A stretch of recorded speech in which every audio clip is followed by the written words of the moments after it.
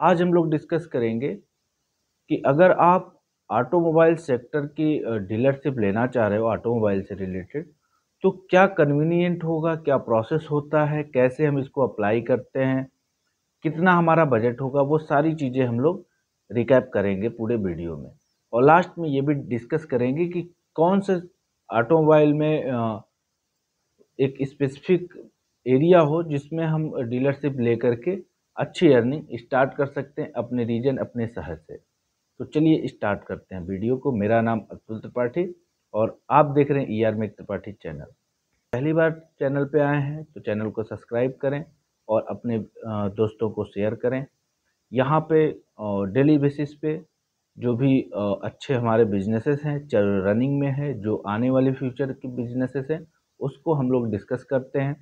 तो यहाँ से आइडिया ले करके आप इम्प्लीमेंट करके अपने शहर में बिजनेस स्टार्ट करके अच्छे अर्निंग कमा सकते हैं।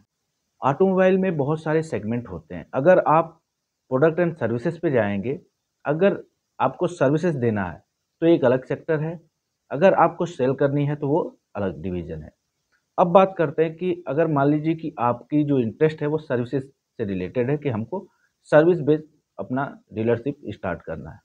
उस केस में आप या तो वॉशिंग से रिलेटेड सर्विसेज स्टार्ट कर सकते हो, या जो सर्विसेज हैं हमारी मेंटेनेंस सर्विसेज, उससे रिलेटेड ऑटोमोबाइल में आप वर्कशॉप ओपन करके स्टार्ट कर सकते हो डीलरशिप लेकर के किसी भी कंपनी का। अमूमन आपके फ्रेंचाइजी होते हैं। अब फ्रेंचाइजी और नॉर्मल में क्या अंतर होता है? नॉर्मल में आपको सारा चीज़ अपने ओन लाइबिलिटी पे रन करना होता है, वर्कशॉप सर्विसेज या आपका सेल्स चीज़ें। और यहाँ पे अगर आप फ्रेंचाइजी ओन मॉडल पे जाते हो तो आपको कंपनी का सपोर्ट मिलता है बैकएंड से। आपको केवल प्रेजेंट होकर के रन करना होता है बिजनेस को। रन कराने का काम जो होता है वो फ्रेंचाइजर का होता है, मतलब कि कंपनी का होता है जिससे आप एसोसिएट होते हैं। कौन सी कंपनी से एसोसिएट होना है, अगर वो आपको कन्फ्यूजन है या जानना है तो वो आप डिस्कस कर सकते हैं, कमेंट कर सकते हैं, उसका हम रिप्लाई करेंगे आपको। और दूसरी केस बात करें अगर सेल से रिलेटेड, तो इसमें आपके बहुत सारे सेगमेंट हो जाते हैं। बाइक से रिलेटेड, कार से रिलेटेड, कमर्शियल व्हीकल हो गए, तो ये इसमें बहुत सारे सेगमेंट हैं। अब बात होती है कि आपकी क्या बजट होती है। अगर बजट आपकी 5 लाख 10 लाख रुपए तक की इन्वेस्टमेंट में है कि हम इन्वेस्ट करके ऑटोमोबाइल की कोई डीलरशिप ले लें, तो उस केस में आप सर्विसेज से रिलेटेड वर्कशॉप ओपन कर सकते हैं या वॉशिंग से रिलेटेड वर्कशॉप ओपन कर सकते हैं। डेंटिंग, पेंटिंग और कैपिंग का, डिटेलिंग का बिजनेस आप स्टार्ट कर सकते हैं। तो बहुत सारे सेगमेंट होते हैं।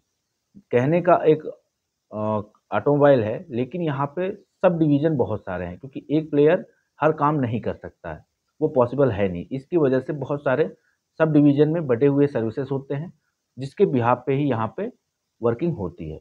एक ऑथराइज़्ड वर्कशॉप की बात करें तो वहाँ पे फुल फ्लेज सारी सुविधा होती है, उसके बावजूद भी हर ऑथराइज़्ड वर्कशॉप में सारी चीज़ें अवेलेबल नहीं होती हैं फैसिलिटी, जैसे डेंटिंग, पेंटिंग का काम भी, और बॉडी की आपकी मरम्मत का काम, जैसे कि मान लीजिए डैमेज हो गई तो, और वॉशिंग से रिलेटेड, सर्विसेज से रिलेटेड, स्कैनिंग से रिलेटेड, इंजन स्कैनर वगैरह जो ऑटोमेशन पे बेस्ड हैं, गाड़ियाँ अभी आ रही हैं। तो सारी चीज़ें एक जगह पे नहीं अवेलेबल होता है, इसकी वजह से ही यहाँ पे सब डिवीज़न होते हैं। अब आपको चॉइस करना होगा कि आपका बजट क्या है और इंटरेस्ट क्या है।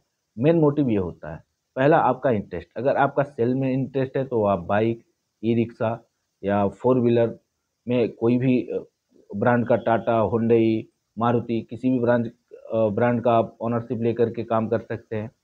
ट्रक में बात करें तो आपके ट्रक भी अशोक लेलैंड, टाटा और आयशर बहुत सारे हैं जो ट्रक सर्विसेज दे रहे हैं सेल्स की, तो वहाँ पे भी आप एसोसिएट होकर के वर्क कर सकते हैं। उनके लिए बजट जो है वो 50 लाख से 1 करोड़ का आपका रनिंग कैपिटल होना चाहिए, तब आप बिजनेस को रन कर सकते हो।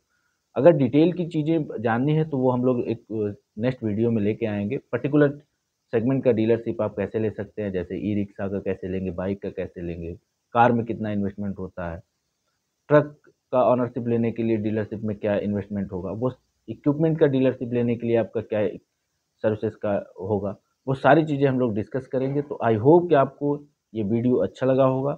Thank you to all my viewers, best wishes to you.